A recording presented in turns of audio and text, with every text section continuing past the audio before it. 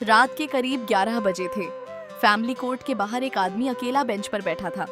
चेहरा थका हुआ, आंखें सूजी हुई और हाथ में कुछ कागज।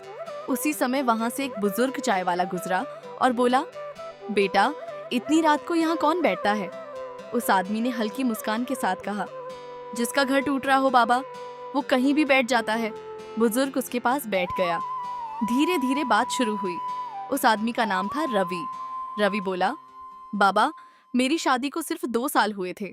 मैंने कभी सोचा भी नहीं था कि एक दिन मैं फैमिली कोर्ट के बाहर बैठा मिलूंगा। बुजुर्ग ने पूछा, क्या हुआ? रवि की आंखें भर आईं। वो बोला, गलती मेरी इतनी थी कि मैं हर बात में पत्नी को समझाने की कोशिश करता था और उसकी माँ हर बात में उसे भड़काने की। जब भी पति पत्नी में छोटी सी बहस होती, ससुराल वाले तुरंत कहते, बेटी चुप मत रहना, अभी से दब गई तो जिंदगी भर दब कर रहेगी।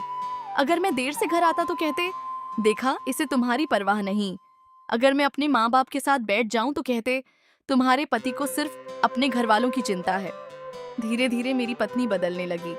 जो लड़की पहले छोटी छोटी बातों पर हंसती थी, अब हर बात पर शक करने लगी।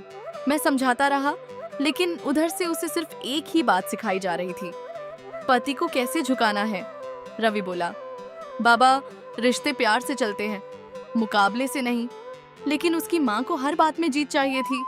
एक दिन छोटी सी बात इतनी बढ़ गई कि पत्नी मायके चली गई। मैं लेने गया, सोचा समझा बुझाकर वापस ले आऊंगा, लेकिन वहां पहुंचते ही मुझे अपराधी की तरह बैठाया गया। ससुर बोले, हमारी बेटी कोई नौकरानी नहीं है। साली बोली, दीदी अब वापस मत जाना। और मेरी पत्नी बस चुप बैठी रही। रवि की आवाज कांपने लगी।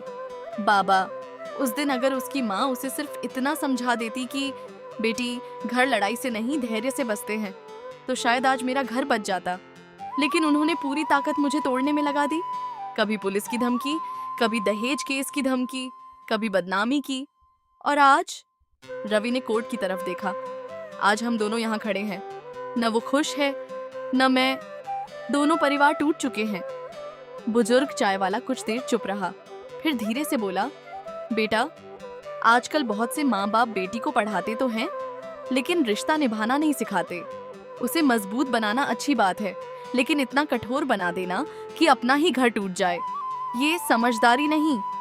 ससुराल वाले अगर दामाद को गलत साबित करने में जितना दिमाग लगाते हैं, उसका सिर्फ 10% भी अपनी बेटी को धैर्य, सम्मान और रिश्तों की अहमियत समझाने में लगा दे, तो शायद फैमिली कोर्ट के बाहर इतनी भीड़ कभी ना दिखे। रवि चुपचाप सुनता रहा। बुजुर्ग उठे और जाते जाते सिर्फ एक बात कह गए, बेटा, रिश्ते अदालत से नहीं बचते। रिश्ते बचते हैं समझदारी, धैर्य और दोनों तरफ के संस्कारों से। उस रात रवि बहुत देर तक कोर्ट के बाहर बैठा रहा, लेकिन पहली बार उसे समझ आया कि घर सिर्फ 2 लोगों से नहीं टूटता। कई बार पीछे खड़े लोग भी उसकी दीवारें गिरा देते हैं। इस वीडियो से आपको क्या सीख मिली, कमेंट में जरूर बताएं। वीडियो को लाइक करें और अगर चैनल पर नए हैं तो सब्सक्राइब जरूर करें। धन्यवाद।